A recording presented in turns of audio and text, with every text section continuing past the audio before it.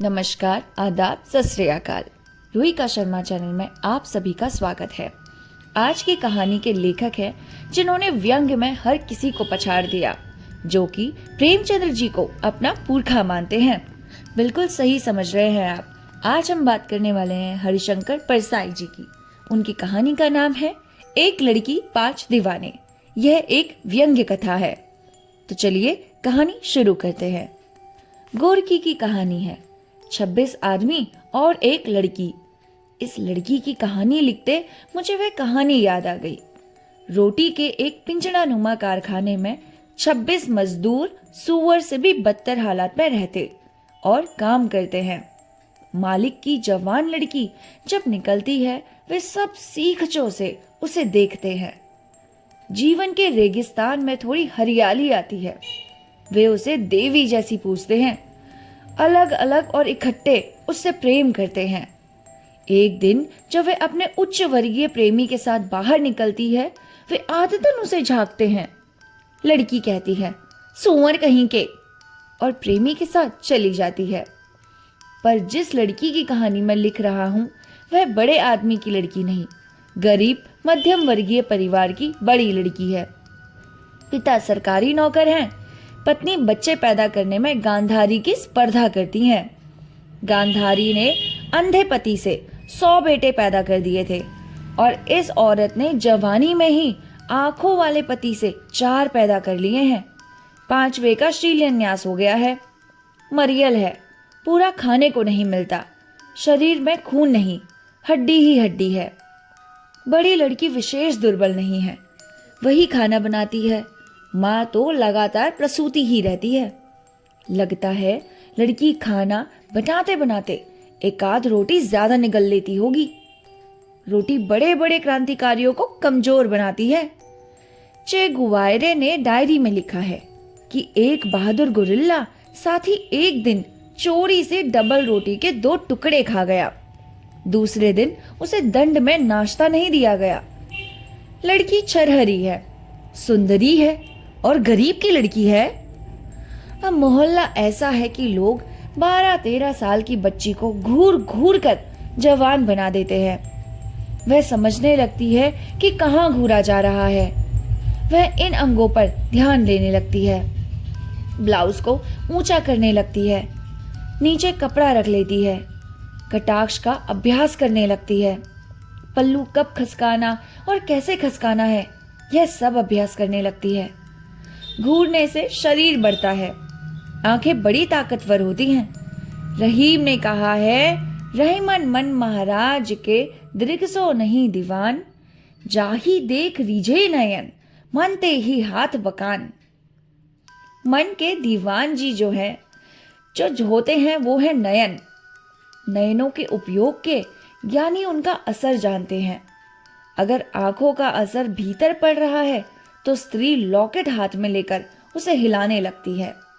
Locket ना हो तो साड़ी के पल्लों को अंगुली पर लपेटने लगती है।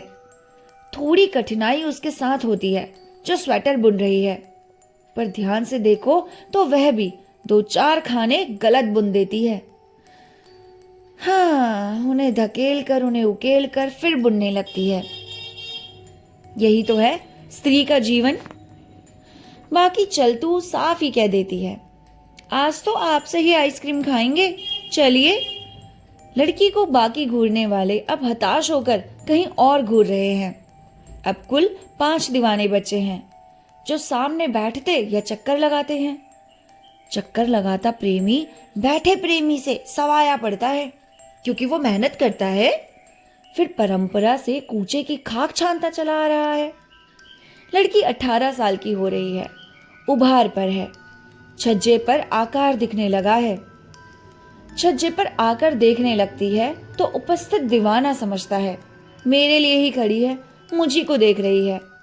5 दीवाने एक साथ सिर्फ शाम को होते हैं, क्योंकि वे दिन में काम पर जाते हैं।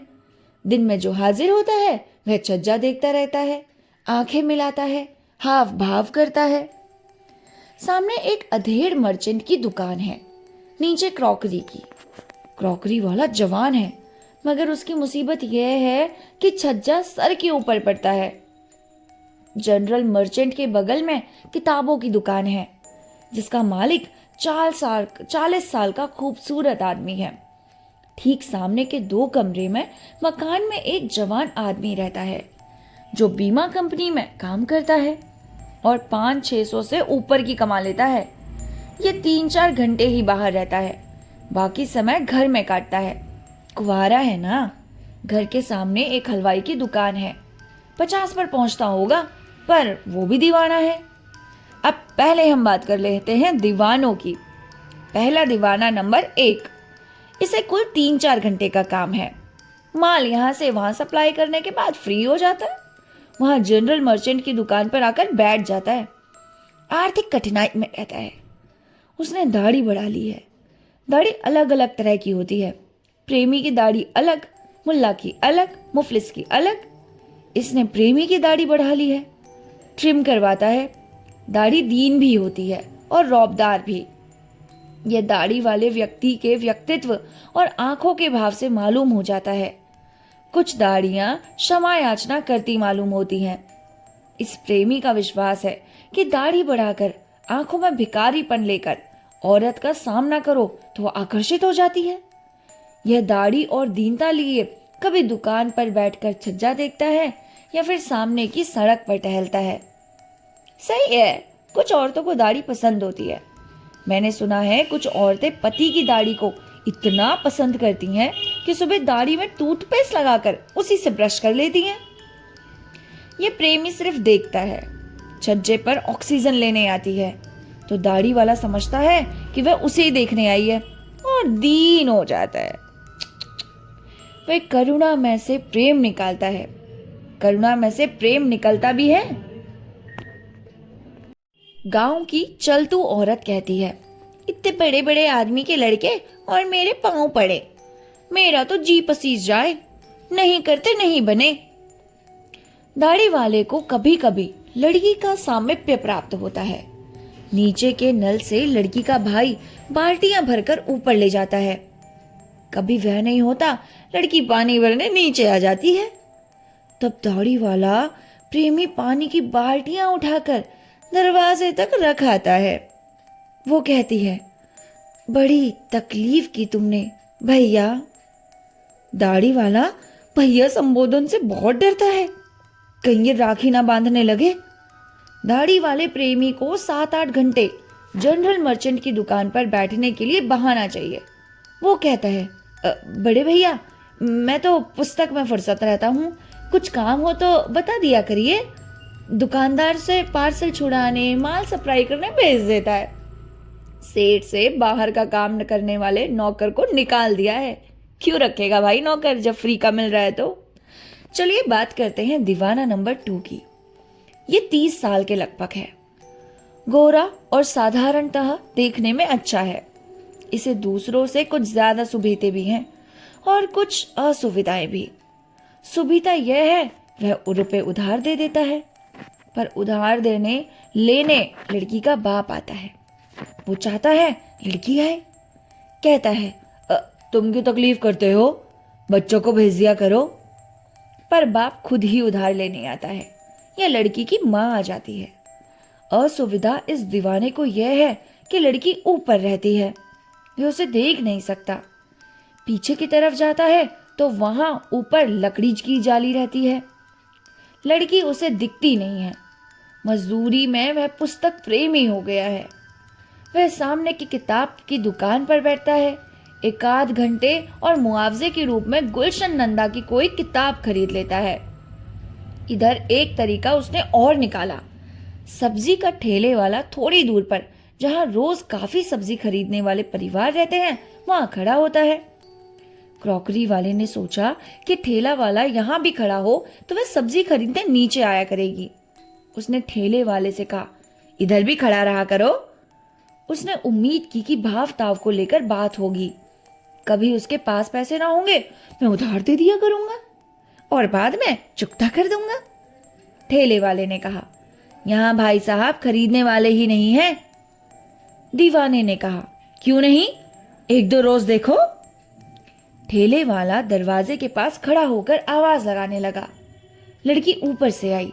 उसने पूछा, आलू क्या भाव दिए? दीवाने में इतने में दीवाना क्रॉकरी के ग्राहक को छोड़कर ठेले के पास आ गया। प्रेम में बड़ा त्याग करना पड़ता है, ग्राहक भी खोना पड़ता है। ठेले वाले से कहा, ठीक भाव से देना, और लड़की से आंखें मिलाने लगा। लड़की ने कहा, ½ किलो आलू दे दो। सब्जी वाला निराश हुआ। क्रॉकरी वाला नैतिक संकट में आ गया। उसने कहा, 1 किलो ले दो, बाकी पैसे कल ले जाना। सब्जी वाले ने भरोसा कर लिया। उसने 1 किलो तोल दिए, पर सब्जी वाले को रोज वहां रोकने के लिए इतनी खरीद काफी नहीं थी। क्रॉकरी वाले ने लड़की के बाकी पैसे दिए और घर के लिए 2-3 किलो सब्जी और खरीद ली। उसे भरोसा हो गया कि सब्जी वाला अब रोज यहां खड़ा होगा और मेल जोल बढ़ेगा। पर प्रेम का रास्ता कांटों का रास्ता है। पता नहीं इस सनातन मार्ग पर कब कंक्रीट की सड़कें बनेंगी। अभी भी प्रेम में कांटों भरी पगडंडी पर से चलना पड़ता है। योजना आयोग को अगली योजना में प्रेम की कंक्रीट की सड़कों का प्रावधान करना चाहिए। अब बात यह हुई कि जब क्रॉकरी वाला जवान दोपहर को सब्जी लेकर घर पहुंचा तो उसके पिता ने सब्जी देखी। उसने डांटा, तुझसे किसने कहा था कि सब्जी ला, ये कचरा उठा लाया। अब बात यह है कि पिता रिटायर्ड बेकार आदमी है। सुबह झोला लेकर सब्जी बाजार चल देते हैं, 10 दुकानें हैं और बढ़िया सब्जी खरीदते हैं। अब नतीजा प्रेमी के लिए बुरा हुआ। दूसरे दिन से उसने सब्जी खरीदना बंद कर दिया और ठेले वाले ने वहां रुकना बंद कर दिया। अब ऊपर के परिवार को सब्जी चाहिए तो छोटी लड़की दूर खड़े ठेले के पाव किलो खरीद लेती है। अब इस दीवाने को कुल इतना सहारा है कि सामने की किताब की दुकान पर बैठे, देखे और नजर बचाकर हल्का सा इशारा कर दे। दीवाने अपने बर्ताव से लड़की को चतुर बनाए दे रहे हैं। भोली लड़की सुविधा की होती है, उसे पटाना आसान होता है, पर ये दीवाने उसे काइयां बना रहे हैं। यह इन्हीं के हित के विरुद्ध जा रहा है। अब वह लड़की आसान नहीं रही। दीवाना नंबर 3, ये सामने वाला हलवाई है। निहायत गंदी चड्डी और मैल से काली बनियान पहनकर भट्टी के सामने सवेरे बैठ जाता है। दाढ़ी खिचड़ी है, कई दिन बनाता नहीं, दांत पीले हैं, नाक को नाक नहीं आलू बंडा कहा जा रहा है। जलेबी के बाद वह बड़े आलू बंडे और भजिए बनाता है। ये विकट दीवाना है। छज्जे की तरफ देखते हुए कड़ाही में चमचा लगाता है। जलेबी तो जल भी जाती है। कभी कभी कच्चे कच्चे आलू बंडे निकाल देता है। तेल खाली जलता है और वो छज्जे पर लड़की को देखता रहता है। फिर उसे जलेबी दिखाकर अपने पीले दांतों से हंसता है। समझता है गरीब की लड़की है, आकर जलेबी ले जाएगी, पर वह नहीं आती। एक दिन छोटी लड़की को उसने जलेबी दे दी थी। कहने लगा, सब लोग बांट कर खाना। उसका मतलब था कि वह महबूबा भी खा ले, पर महबूबा ने छोटी को डांट दिया, फिर उसे जलेबी लेगी तो पिट जाएगी। इधर ये दीवाना पीले दांत निकाले और नथुने फैलाए छज्जे की तरफ देख रहा था कि अब आई, पर वह नहीं आई। तब दीवाना दुकान के उस कोने होकर देखने लगा कि भीतर ही दिख जाए। लड़की सब कुछ भीतर से देख रही थी। आखिर वह बाहर छज्जे पे आकर खड़ी हो गई और हलवाई की तरफ देख लिया। वह तो कृतार्थ हो गया। उस वक्त वो आकर कहती है, मैं तुम्हारा तला हुआ हाथ खाऊंगी, तो वह पंजा तलकर उसे खिला देता। लोग उससे पूछते हैं, तुम्हारी उम्र कितनी है? 50 के पार तो होगी। वो कहता है, 30 से ऊपर नहीं है, 50 साल से भट्टी के सामने बैठ रहा हूं, इसलिए उम्र ज्यादा लगती है। 5 साल पहले देखते अच्छे अच्छे घरों की मरती थी, 2-3 तो जल कर मर गई मेरे प्रेम में। जब वो छज्जे पर आती है, हलवाई पीले दांत निकालकर थथुने फैलाकर सांड की तरह दूर से सूंघता हुआ है, तैयार हुई कि नहीं। दीवाना नंबर 4। यह खिलाड़ी है, कई जगह खेलता है, पैसे वाले का लड़का है, चेन सावधानी से कुर्ते से बाहर रखता है, अक्सर शाम को आता है। इसका विश्वास है ट्यूबलाइट में आदमी ज्यादा खूबसूरत लगता है। इसका आना किसी को पसंद नहीं, इसके अच्छे कपड़े और चैन के कारण। पर तब लड़की चूल्हा फूंकती रहती है, आसपास के ट्यूबलाइट बेकार चले जाते हैं। एक दो बार वो लड़की छो पर आकर पसीने पोंछने लगती है। ये दीवाना समझता है कि चैन उसे दिख रही है। ये सोने की चैन से बांधकर उसे खींचना चाहता है। यह प्रेमी बड़े जोर जोर से शेखिया बघारता है, ठहाका लगाता है। वह सुन ले कि कोई मस्ताना उसके लिए बेताब है। पर लड़की तब भीतर चूल्हा फूंकती होती है। दीवाना वहां लोगों को चाय पिलाता है। वह देख ले कि मैं इतना उदार हूं, पर वह चूल्हा फूंकती है।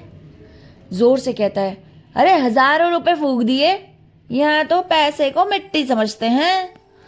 जरूरतमंद हो तो मांगे, दो हजार तो दे देते हैं और भूल जाते हैं। पर लड़की इसकी वह देवी उदारता सुन नहीं पाती, क्योंकि रोटियां बनानी होती हैं। इस दीवाने ने समय गलत चुना। इसे शाम के पहले सवेरे या दोपहर को आना चाहिए, पर इसकी भी मजबूरी है। इसके चेहरे पर चेचक के हल्के दाग हैं, इसलिए इसे ट्यूबलाइट में ही आना पड़ता है। यह भी किताब की दुकान पर थोड़ी देर बैठता है। वहां से रसोई बनाने का कोना दिख जाता है। फिर यह याद लिए हुए घर चला जाता है। अब बात होती है दीवाना नंबर 5 की। इसे सबके बाद इसलिए ले रहा हूं क्योंकि 100% दीवाना है। एकमात्र गंभीर और समर्पित दीवाना। गोरा आदमी है, अकेले जिंदगी काट रहा है, हर स्त्री पर मोहित हो जाता है। पर जब से उस लड़की पर इसकी नजर पड़ी है, बिल्कुल उसी का हो गया। दिन रात उसी की याद में लिप्त रहता है। काम में मन नहीं लगता। लोगों से बात करता है तो या तो उसी की बात करता है या गुमसुम होकर उसके बारे में सोचता रहता है। ठीक सामने रहने के कारण भीतर से भी उसे बैठकर या लेटे हुए देखता रहता है। यूं वहां जमाता है। इसे हर 6 महीने में मकान बदलना पड़ता है। एक दोपहर को घबराया मेरे पास आया, कहने लगा, मोहल्ले में पिटने की नौबत आ गई है। मैंने पूछा तो उसने बताया, मकान मालकिन गरीब है, उसने एक कमरा मुझे किराए पर दे रखा था। वह खुद एक से फंसी है। लड़की को मैंने पटा लिया था। वह लड़का भी है जो मैट्रिक की परीक्षा में बैठने वाला है। आज दोपहर को लड़की आ गई।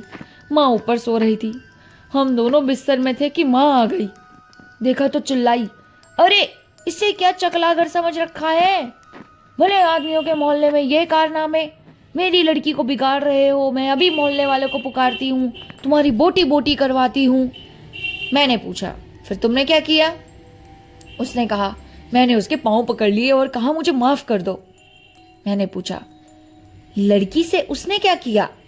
कहने लगा, कुछ खास नहीं, एक हल्का सा चाटा मारा और कहा, चल हरामजादी ऊपर, लफंगों के चक्कर में फंसती है। मैंने फौरन साइकिल उठाई और आपके पास चला आ रहा हूँ। क्या करूँ, मेरा वहाँ सामान पड़ा है, एक पेटी में काफी रुपया भी है। मैं लौटने से डरता हूँ। क्या सचमुच वो मुझे पिटवा देगी? मैंने कहा, हाँ। उसने कहा, पर मोहल्ले वालों को क्या मतलब? वो जानते हैं वह औरत एक से फंसी है।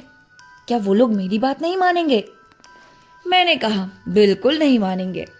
उसी की बात मानेंगे, हंगामा करेंगे, तुम्हें पीटेंगे। ऐसे हंगामे मोहल्ले की नीरसता को भंग करते हैं। महीने में एक आध लड़की भगाई ना जाए या कुछ हो ना जाए तो मोहल्ले के निवासी बहुत बोर होते हैं। काफी घबराया हुआ था। मैंने पूछा, आज या कल लड़की की माँ से तुम्हारी कुछ बात हुई थी? उसने कहा, हाँ, रात को, और सवेरे मेरे पास बैठी रही, पैसे की तकलीफ बताती रही। कह रही थी परसों मुन्ना की 50 रुपए परीक्षा फीस भरनी है। बड़ी परेशानी है, कुछ समझ में नहीं आता। सुबह भी वह चिंता बताती रही कि मुन्ना की फीस भरनी है। मैं मामला समझ गया। मैंने कहा, फौरन घर आ जाओ, पेटी से 50 रुपए निकालो ऊपर उसके पास जाकर उसकी फीस दे दो और कहो, लो मुन्ना की फीस भर दो। जैसे तुम्हारा लड़का वैसे मेरा भाई, पैसा तो आता जाता रहता है, लड़के का साल बर्बाद नहीं होना चाहिए, उसके सिवा कोई और रास्ता पिटने से बचने का नहीं है, कहने लगे। पर उसने पीटने वालों को इकट्ठा कर रखा हो तो? मैंने कहा, मैं निश्चिंत कहता हूं, उसने अभी तक किसी से कुछ भी नहीं कहा होगा, वह तुम्हारी राह देख रही होगी। वह बोले, 50 तो बहुत होते हैं, मेरा काम तो आधा भी नहीं हुआ था। मैंने कहा, 50 दे दोगे तो पीटने से बचोगे ही, रात को वह तुम्हारा पूरा काम करवा देगी, इस तरह डेवड़ा काम हो जाएगा। वह बड़ी घबराहट में गए। दूसरे दिन मिले तो मैंने पूछा, पिटे तो नहीं? उसने कहा, नहीं। मैंने पूछा, उसने रुपए ले लिए? वह बोले, हाँ ले लिए। कहने लगे, अरे भैया तुम तो घर के ही हो, मुसीबत में तुम नहीं आओगे तो कौन आएगा? मैंने पूछा, और रात को उसने पूरा काम तुम्हारा करवा दिया ना? वह बोले, हाँ करवा दिया, आपने ठीक कहा था कि डेवड़ा हो जाएगा। मैंने कहा, अब उस मकान को फौरन छोड़ो और बहुत ही तकलीफ उस मामले में हो, सुबीते का जब मामला न जमे तो गांधी जी की शिक्षा के अनुसार चलो। उसने पूछा, गांधी जी इसके मामले में क्या सिखाया है सिवाय ब्रह्मचर्य के? मैंने कहा, नहीं, उन्होंने अछूत उद्धार भी सिखाया है, 1-2 रुपए में अछूत उद्धार कर लिया करो। वह गांधी भक्त हो गए, अछूत उद्धार पर अधिक ध्यान देने लगे। ब्राह्मण 500-600 रुपए कमाने वाला देखने में अच्छा, फिर भी शादी ना हो, यह एक सवाल बहुत लोगों के मन में उठता है। परदेसी है यहाँ, एक समस्या तो यही है कि लड़की वालों के सामने कौन सिद्ध करे कि यह ब्राह्मण ही है, उसकी वंशावली कौन बताए। परिवार का कोई बुजुर्ग दिलचस्पी लेते नहीं दिखता। ऐसा नहीं कि लड़की वाले आते नहीं, वह खुद भी तलाश करके लड़की वालों के यहाँ जाता है, पर सुना है एक विशेषता है उसमें, वह लड़की की अपेक्षा उसकी माँ पर अधिक ज्यादा ध्यान देने लगता है। इससे एक तो लड़की बिचकती है, दूसरी माँ उसे कुछ यूं ही समझने लगती है। कुछ लोगों ने समझाया कि माँ को जरूरत खुश करो, पर उसे माँ समझकर खुश करो। तब वह जवाब देता है, मैं क्या करूं, जिस परिवार में जाता हूं वहां माँ और लड़की दोनों मेरे ऊपर मरने लगती है। यह समस्या बड़ी टेढ़ी है। माँ पर ध्यान देता है तो लड़की बिचकती है और माँ लफंगा समझने लगता है। जहां माँ अनुकूल होने लगती है वहां वह लड़की को काटती है। पर तेरा यहाँ क्या काम है, जाकर पट्टी क्यों नहीं? माँ और बेटी दोनों पर एक साथ डोरे डालना खतरनाक होता है। कुछ पुरुष सोचते हैं कि लड़की नहीं तो माँ ही हाथ लग जाए, लड़की से तो शादी भी करनी पड़ सकती है। पर इधर यह प्रेमी लोगों से कहता जरूर है कि माँ मेरे पीछे पड़ी है। उस आदमी की बड़ी आफत है जिसे दुनिया की हर स्त्री अच्छी लगती है, और यह समझता है कि दुनिया की हर स्त्री मुझ पर जान देती है। ऐसे में एक भी स्त्री हाथ नहीं पड़ती। यह प्रेमी नंबर 5 लड़की के पीछे दीवाना है, वह उससे शादी करना चाहता है, बिल्कुल डूबा है। लड़की भी अनुकूल लगती है, वह इसी की तरफ ज्यादा ध्यान देती है। दीवानों ने खुद एक सीधी लड़की को जो सहज ही फंसती काइया बना दिया और अपना ही नुकसान करवा लिया। प्रेमी रोज 1-2 प्रेम कविताएं लिखता है, प्रेमानुभूति प्रसार मांगती है, वह लोगों को सुनाता भी है। कविताएं अच्छी होती हैं, सीधी भी होती हैं। मेरे पास आओ बैठो तो मैं तुम्हारा हाथ सहलाऊं और चूम लूं, वगैरह वगैरह। देखा देखी तो बहुत हो चुकी, निकटता कैसे हो। प्रेमी बड़ा आविष्कारिक होता है। लड़की का बाप शराब प्रेमी है। इतवार की एक शाम उसे बुलाया, मिसिर जी आइए ना, यहीं बैठे। मिसिर जी आकर बैठ गए। प्रेमी ने ठर्रे का अद्धा खोल दिया और चालू हो गया। मिसिर जी जब आधी से ज्यादा पी गए तो प्रेमी ने कहा, आपको लड़की की शादी भी तो करनी है। मिसिर जी ने झोंकते हुए कहा, मुझे क्या चिंता, तुम जैसा दामाद किस वाले को मिलेगा, तुम तो मेरे दामाद ही हो गए। दुनिया कुछ भी कहे, सबकी माँ की। उसने प्रेमी को गला लगा दिया। प्रेमी को रात भर नींद नहीं आई। सुबह मिसिर जी घर से निकले तो प्रेमी ने पुकारा, मिसिर जी जरा सुनिए तो। मिसिर जी ने चलते चलते कहा, ड्यूटी का टाइम हो रहा है, फिर मिलूंगा। उसका नशा उतर गया था।